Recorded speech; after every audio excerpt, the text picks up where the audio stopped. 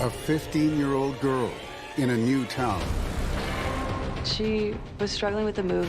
disappears without a trace. I knew something was not right. Something bad happened. With no witnesses to turn to. What do you have? What can you look for? Only the cameras can piece together what happened. We knew at that point that this was a serious crime and probable abduction.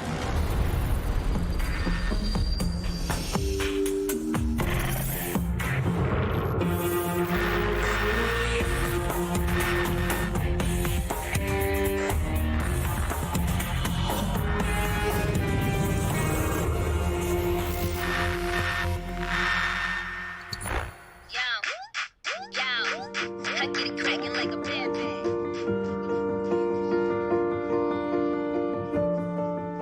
15-year-old Sierra is the joyful heartbeat of the Lamar family.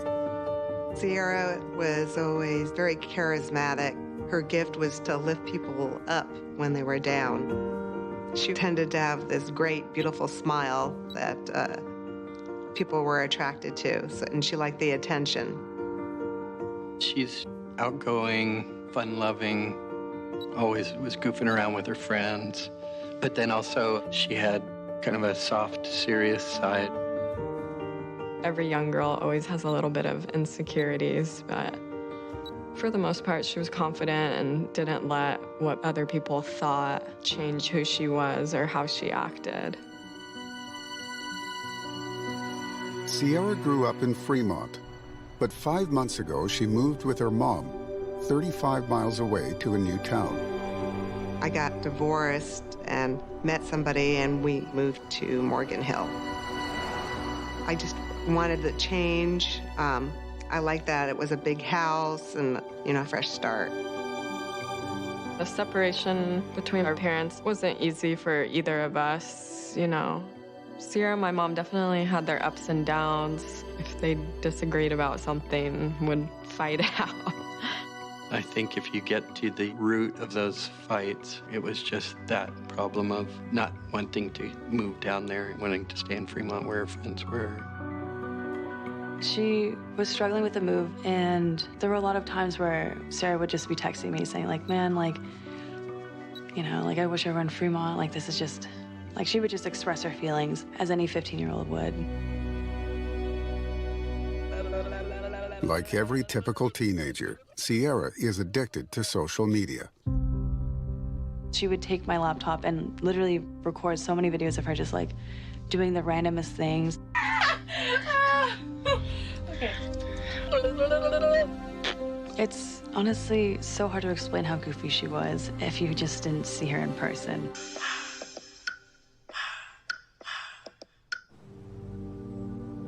It's 6 a.m. on Friday morning, and Marlene is heading to work as a physical therapist. Before I left, every morning, I would tell her I love her. We were in a new house in a new town. I just felt like I needed her to know that she's not alone. And I left from work. She would normally walk out the cul-de-sac, and then there was a bus stop about 500 feet away. It was on, like, farmland.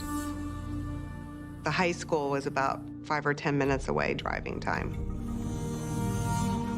At the end of her workday, Marlene heads home.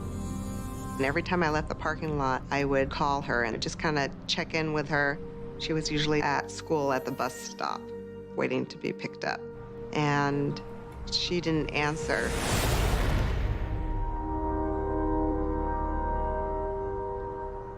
I checked all the rooms in the house. She wasn't taking a nap in her room. I was a little angry, like, why isn't she answering the phone? Is it because she's with a friend and she didn't let me know? Marlene contacts the school and finds that Sierra did not attend that day. She immediately calls Sierra's dad, Steve, in Fremont, but he has not heard from her either. She sounded mad, and she assumed that Sierra went with her friends somewhere after school and didn't tell her. We talked a little bit and decided that she should ask around and try to contact some of her friends to see if, you know, she was with them. I said that I would hang up and come down there to Morgan Hill. I got a call from her mom, which was odd. All I could hear was her sobbing, and she was asking if she was with me. And immediately I was like, no, she's not. I don't think I'd received, a single text from her that day. I was extremely frantic and worried. I kept dialing Sierra in panic mode because I just kept hoping that she would answer the phone. Let's go straight to her voicemail. I knew something was not right, so I contacted the police. Sheriff's Office dispatch. Yeah, I'm concerned. My daughter's missing, and she didn't show up at school, and we're worried that she was abducted. Okay, that's okay. I'm going to get some information, and then we're going to have a deputy come and talk to you, okay? Okay. What's your daughter's name? Sierra Lamar. Do you happen to know what she was wearing this morning? Actually, no, because I leave for work, and then she gets dressed. She gets dressed? For school, yeah. Okay, what's your name, ma'am? Marlene Lamar.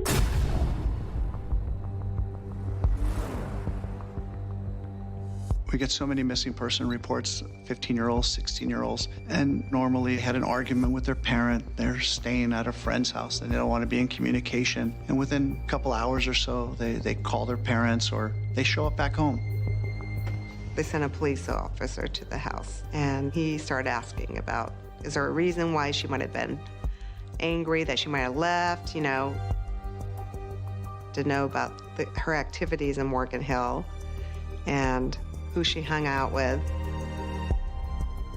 And then he was explaining that you have to be missing for so many hours to be considered missing.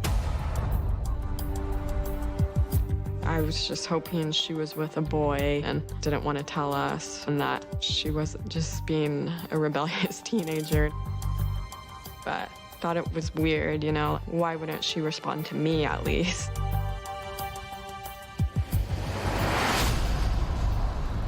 It's now been 24 hours since Sierra was last seen. She is officially logged as a missing person. Investigators canvass the area and interview Sierra's friends. I started to realize it was getting serious when the police interrogate me, about her running away. They immediately jumped to that because of how unhappy she was in Morgan Hill. I interviewed all of her friends. They were all very afraid, very scared. And I remember asking them, what do you think happened to Sierra? Do you think she ran away? Tell me some of the things that you and Sierra talked about. She would basically just tell me about how she was in Fremont and just how she missed living over there. She would complain about how her mom would make her turn off her phone at 9 and just be strict on her. And she would talk about running away. To be honest with you, she told me a couple times she wanted to run away, but... Detectives now start to build a picture of Sierra's exact movements that day. When we respond to a missing person call, we want to establish a timeline. When was the last time the missing person was seen by somebody, so we can establish that time? We knew that Marlene saw Sierra in her room at 6 o'clock in the morning. And about 7:10, she sent her last text message to a friend. In Sierra's last message, she arranged to meet up with a friend before school to exchange homework and makeup. So it showed she had plans. It didn't show a child that was planning to run away. Ready for school, Sierra leaves the house. She was due to walk to the bus stop to catch the bus at 7:25. Sierra has less than half a mile walk from her door to the bus stop. So we started looking for any type of surveillance in the area. But her bus stop is in the middle of nowhere. There are no cameras, except for one. The bus that Sierra rode on had a surveillance system on it. And it gives detectives their first look at what happened to Sierra.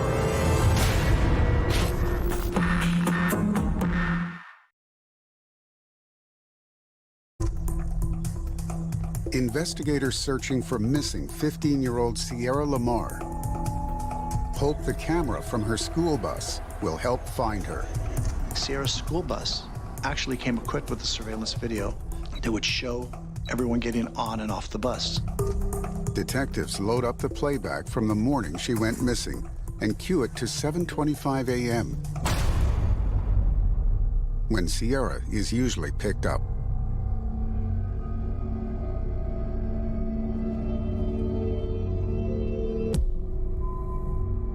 She's the only student to use this bus stop, and so far there is no sign of her. They switch to the interior camera as Sierra's stop approaches. The bus pulls up approximately 7:25 in the morning at the bus stop, and there's no Sierra at all. She never made it to that bus stop. She was never picked up.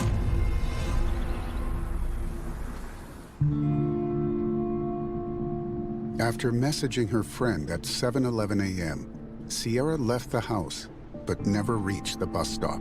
The video from the school bus established was that Sierra never got onto the school bus. It fixed a small window from when her mother left her at home to when she should have been on the school bus.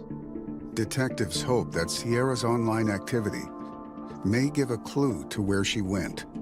He wanted to know if she was active with social media, and I said yes. And he wanted to know specifically what accounts. That would be Twitter and Facebook. It's unbelievable how much information is on social media. Especially when you're 15, 16 years old, social media is pretty much your life. Sierra Lamar woke up, got ready for school, and about 7, she took a selfie picture on her computer. She posts it to social media. This is the last known image of Sierra. What do you have? What can you look for? Now, we had a photograph of Sierra wearing that sweatshirt the day she disappeared. This is the clothing Sierra was wearing.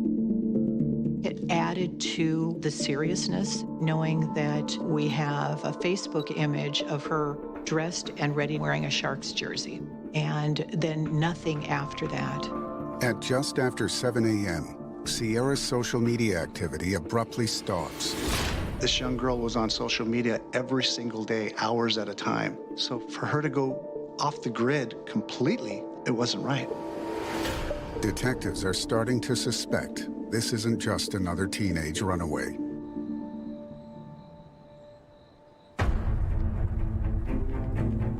We knew at that point that this was a serious crime and probable abduction. I never believed that she would run away, and she wouldn't do something that hurtful to her immediate family. So I knew deep down that was never the case. Local and national media take an interest in Sierra's disappearance. We can't confirm that she voluntarily ran away, nor can we confirm that there was a crime involved.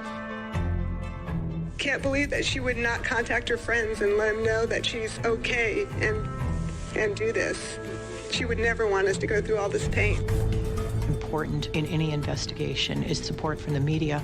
They're putting the information out, and potentially we could get information that would be helpful. We have to do everything that we can to solve the case, to find Sierra. With the media spreading the word, police begin a large-scale search centered on Sierra's home. The studies have shown that you have to find them fast. And on that Saturday, we had approximately 300 mutual aid searchers in the area. While officers and volunteers search, detectives follow other potential leads. In this case, there are approximately 250 sex offenders in a 5-mile circumference around where Sierra lived. They need to be tracked down and interviewed. We had, I believe, possibly 20 teams of 2 officers. We started with a mile out first and then increased a mile further each time and contacted each and every one of those sex offenders that we could locate. But it's a dead end.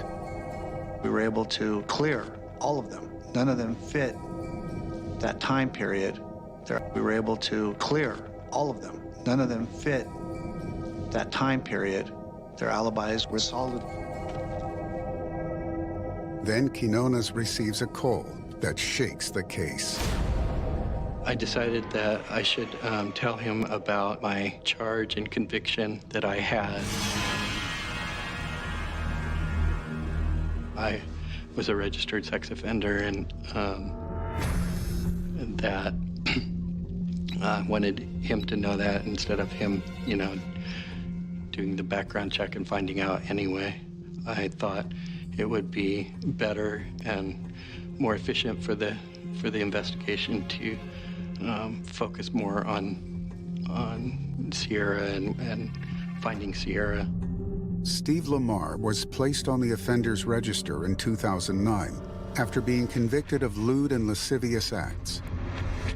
He served a 1-year sentence for the misdemeanor. He lost a daughter, so he was very, very cooperative through all phases of the investigation, and that made it very easy for us to do solid verifications on his alibi. Detectives confirm that Steve was at work 20 miles away the day Sierra disappeared. He is eliminated as a suspect. Along with family and friends back in Fremont, he does all he can to find his daughter. I wanted to find some kind of evidence or something, but I didn't want to find Sierra. I was still hoping she was alive at that point. Please come home. You're not in trouble. Everyone wants to see you.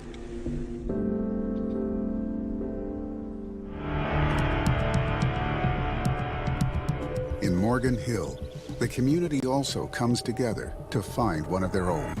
We never expected so many people to want to help, donate, people that also have daughters of their own, sisters of their own. We just felt the need to help, and it helped our family a lot to see so much support. It's just weird that none of us have any idea or can think of anything that she's recently told us. Everyone deep down had hoped that we would find her. Sierra has vanished. But suddenly, at 3:45 a.m. on that Saturday, her phone sparks to life. We started getting some intermittent pings on the phone at a certain cell tower about a mile away from Sierra's residence. But it would come on for a second, it was gone. Okay, we're missing something.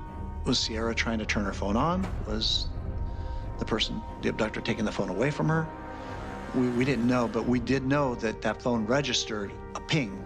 I know we're so close. What could it be? The pinging cell tower is half a mile north of Sierra's home. Detectives immediately direct the search team to the area. It's a large open field, tall grass. It had rained all night the night before, and the search team located the phone. It was in the middle of this field, lying there. They asked me to identify her phone when they recovered it. I immediately burst into tears and my heart sank because I knew that she would not voluntarily toss her phone. She was pretty much attached to that phone. That really hit us. Sierra is not somewhere she wants to be right now if she left her phone. After further investigation and analysis of the phone, we believe that a liquid intrusion was tricking the phone to thinking it was going to charge, and it would turn on and then shut back off. Finding Sierra's discarded phone is the last proof needed that she has been abducted.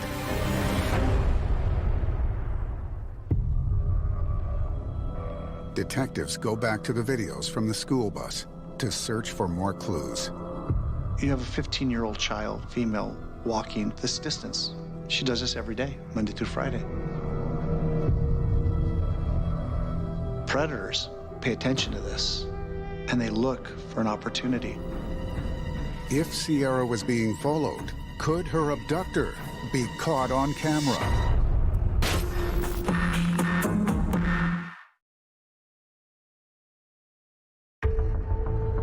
15-year-old Sierra Lamar has been missing for over 30 hours.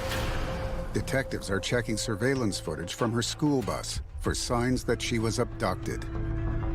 They first check the footage from the day before she went missing. Bus arrives at 7:25. Sierra's at the bus stop, wearing a red Converse. The doors open, and Sierra gets on the bus, says good morning, has a small conversation with the bus driver. She has a seat, and the bus takes off. She was like any other kid, just waiting for the bus. Says hi, very friendly girl. There was nothing there that struck me as a concern. Detectives then forward the tape to 3:15 p.m. when Sierra arrives back home. When the bus did drop her off, there was a lot of communication from the people on the bus. Saying goodbye to her. She was happy. It was a normal day for her. They scour the footage from the rest of the week, looking for any sign that she is being followed.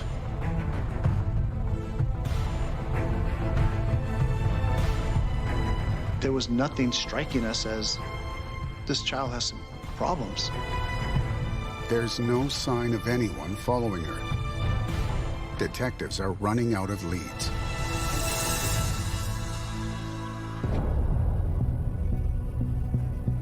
It's been 2 days since Sierra disappeared.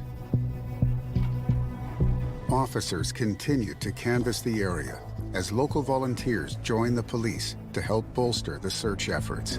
We talked to many, many people. We were also doing forensic searches. We were doing cell phone searches. So there were a lot of tangents that really served to eliminate a lot of people. Then finally, a breakthrough from one of the search teams. They searched 2 miles from Sierra's house. They came across this rural road where there were 3 buildings used as a storage. They found Sierra's bag. Inside the bag were all of Sierra's clothing, shoes, socks, underwear, pants, and all of her school belongings. And it was the same sweatshirt that she took that selfie picture on the day she disappeared. So it was a huge find for us. Sierra's clothes are swabbed for DNA and sent to the lab for analysis. There was debris, not just dirt. There was a form of lichen. We had a botanist come in and explain this to us and told us that this particular type of lichen grows in certain areas and you need some sort of a water source close by. That's how this grows. There was also glass road beads that are used for reflection on a roadway. So that's telling us Sierra was drugged down a road and then through an area where this particular lichen grows. We searched every pond in the area, sent up our helicopter to search with infrared camera looking for body, because bodies decomposing cast off heat. The radius would be 300 miles, about half the state of California. We never found her.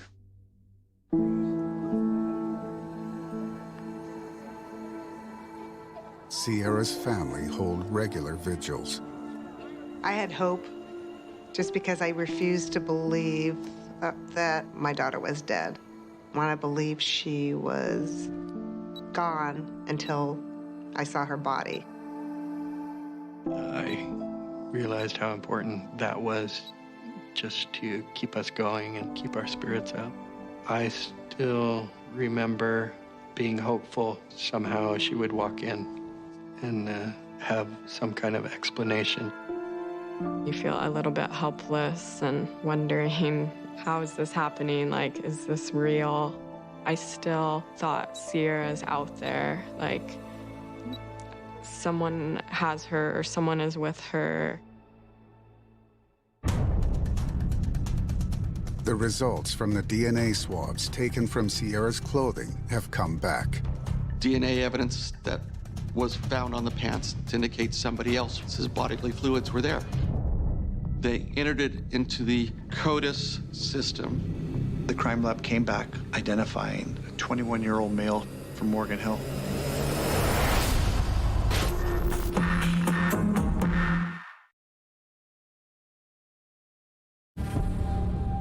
DNA found on Sierra Lamar's discarded jeans has been identified. Our DNA match was to a 21-year-old arborist who used to work for Safeway. The suspect is Antolin Garcia-Torres. It gave us someone that we believed had had no prior contact with Sierra. His DNA should not have been there. He was not a schoolmate. He was not a friend. The fluid had been identified as seminal fluid, ejaculate, but it proves that he was in intimate contact with those pants. Detectives now have a suspect. At that point, we really had to determine, was he known to Sierra? Is he someone that she had come in contact with? Just because you find DNA is not enough to arrest someone for homicide. We had to develop additional information that would show that he was the perpetrator of this abduction. Hoping that Torres might still be holding Sierra captive, they immediately set up 24-hour surveillance, wiretapped Torres's phone, and put a tracker on his car. We were holding out hopes that we would find Sierra alive. Is he still holding her?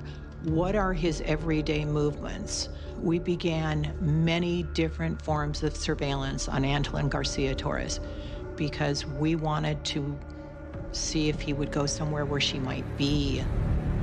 Torres lives with his girlfriend and their daughter in an RV park 7 miles from Sierra's home. Posing as a couple, undercover officers move into an adjacent trailer.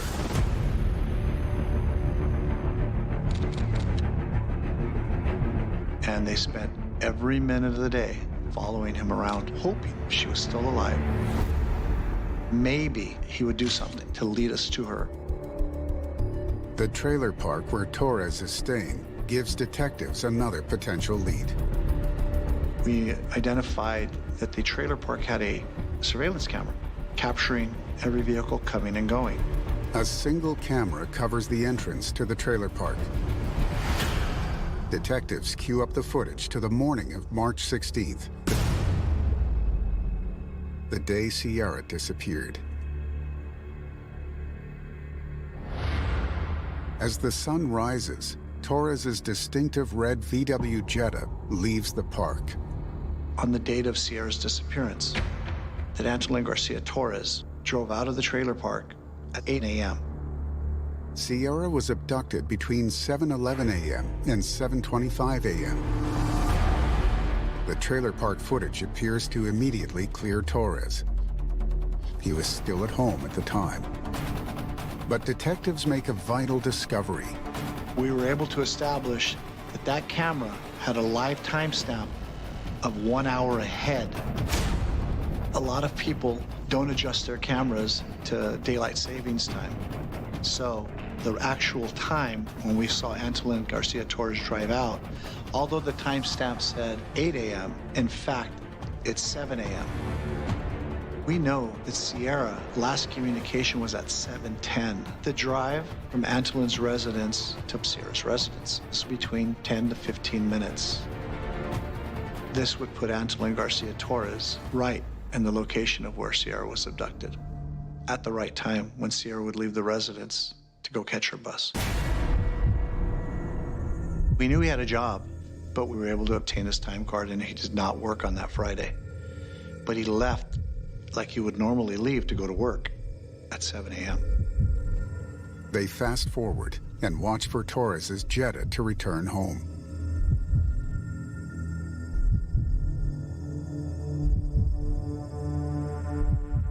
And accounting for the 1 hour error of the timestamp, see it at 12:57 p.m. A window of 5 hours. The timing is perfect for him to be there. My gut feeling when I watched the video was that this is looking more and more like this young man is associated to this case. It's been 6 days since detectives started surveillance on Antolin Garcia-Torres.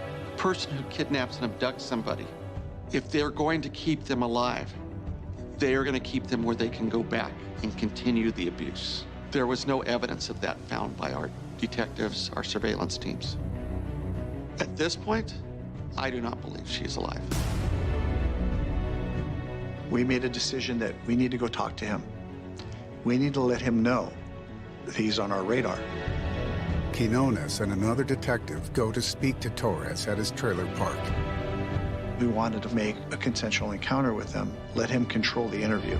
Yep. How you doing? Do you have time to talk a little bit?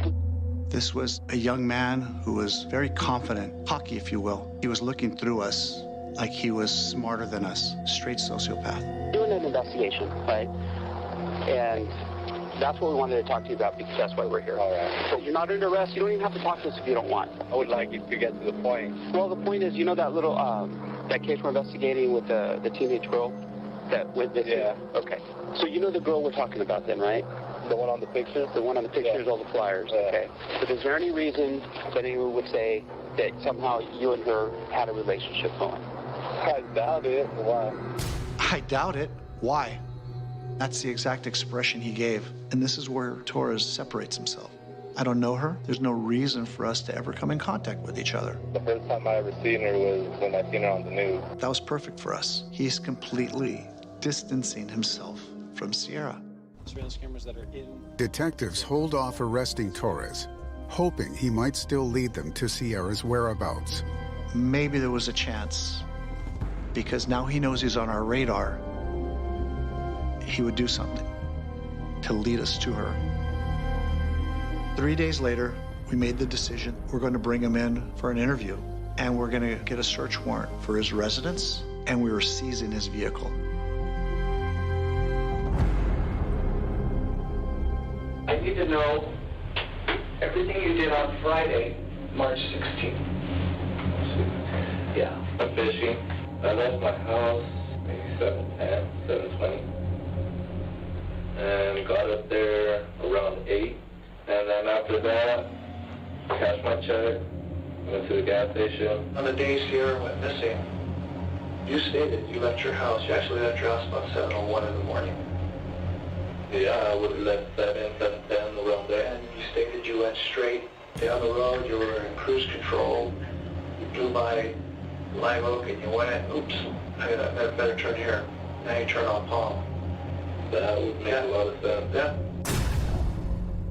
Antolin Garcia-Torres just put himself dead smack in the middle of our crime scene of the abduction of Sierra Lamar at the exact same time that we believed he was going to be there.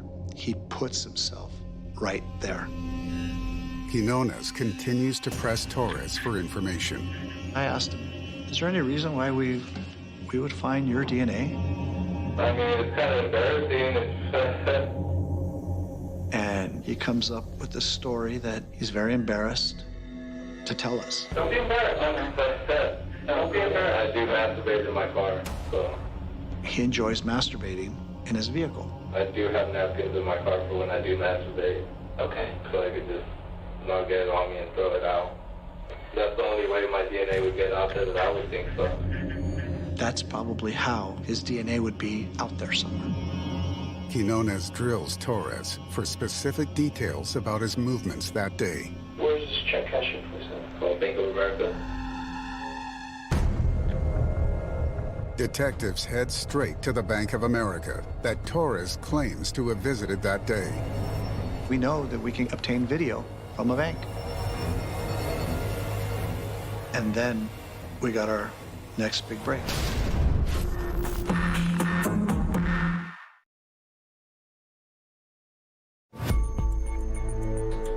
Detectives are tracing the movements of Antolin Garcia-Torres, a suspect in the abduction of Sierra Lamar.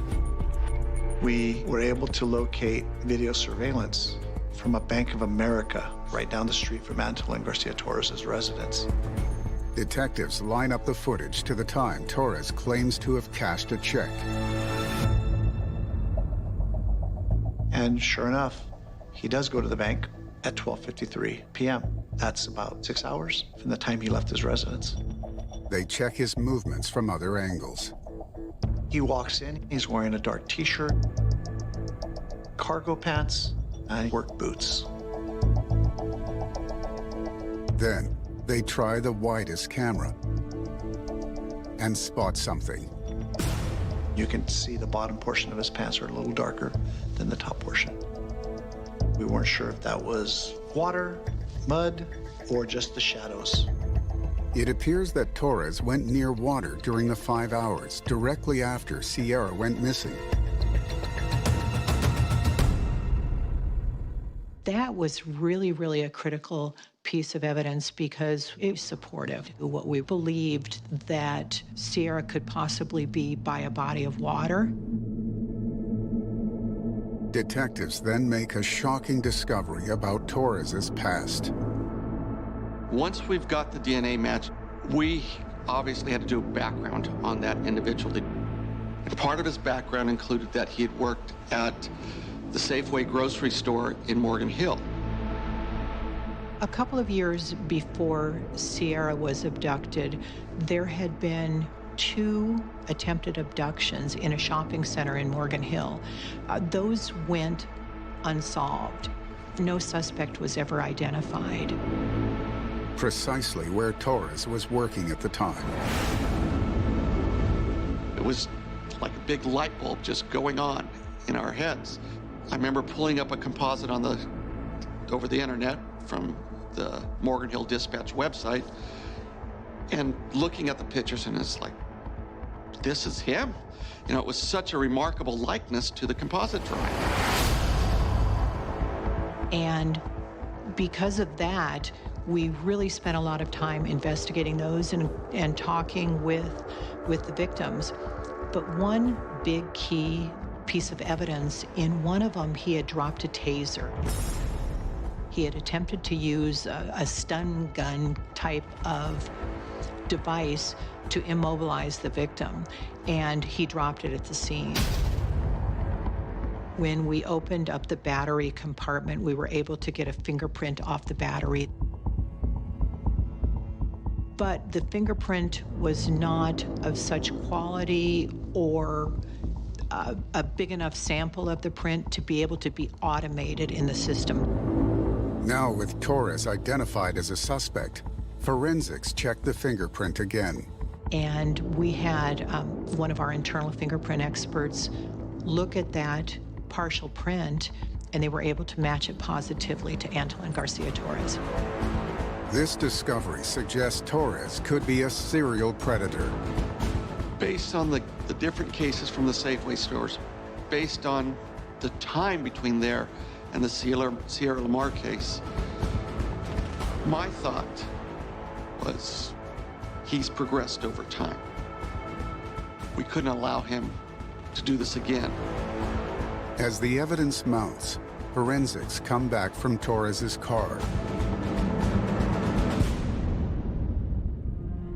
Big hit from the DNA was the rear doors. Sierra's DNA was on the handle. And one of the items from the trunk was a large rope. There was a single strand hair that was on the rope that was a match to Sierra. And then there was a set of gloves that contained Sierra's DNA. The DNA evidence places Sierra inside Torres's car. This was huge because he distanced himself from Sierra. There's no way that they could be around each other, in contact with each other, nothing. But yet we have Sierra in the vehicle. We made a decision to arrest Antolin and take him down. DNA evidence links 21-year-old. 66 days after Sierra's disappearance, officers arrest Torres. He is charged with kidnapping and first-degree murder. Under 24-hour surveillance. And he said, really? That was his response. I just remember watching it on the news and wondering, who is this guy? I have no idea who this is. What made their paths cross? I do have a plea to the perpetrator to please give the information if you have, that you have to lead us to Sierra to help end this nightmare. It didn't really give me any type of peace other than that this person is not going to be out in the community doing it to another child. We need to bring Sierra home. We thought we would find out where Sierra was and finally get the answers that we really want. But Torres won't confess, so police can only speculate as to what happened to Sierra. It is likely Torres studied her daily pattern and intercepted her in his car while she was on her way to the bus stop. We were able to take this case in front of a jury and try this man and convict him of murder with no body. Torres is found guilty of first-degree murder, as well as kidnapping attempts on 3 other women. He is sentenced to life without parole. There's absolutely no doubt in my mind we have the right man. No doubt at all. Torres never reveals where Sierra's body lies. I can be satisfied that the predator is in prison. I cannot be satisfied that we've never been able to find Sierra. We don't know what he did with her. He won't tell us. Only Antolin knows.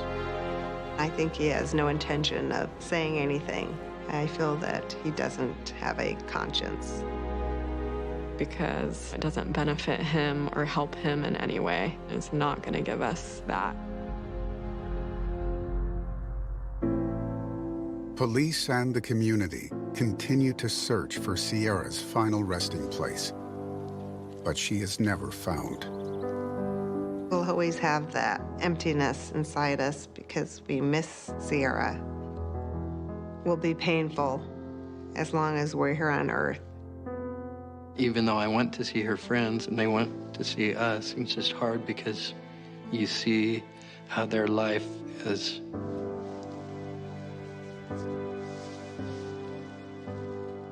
You wonder how Sierra would have turned out and what she could have accomplished. There was a moment when I looked at her photo and seeing a peaceful smile kind of gave me the answer that I needed, which was that she was no longer suffering, that she had moved on, and that she was no longer alive. Sierra would be 24 now. She'd still be the friendly person that she's always been.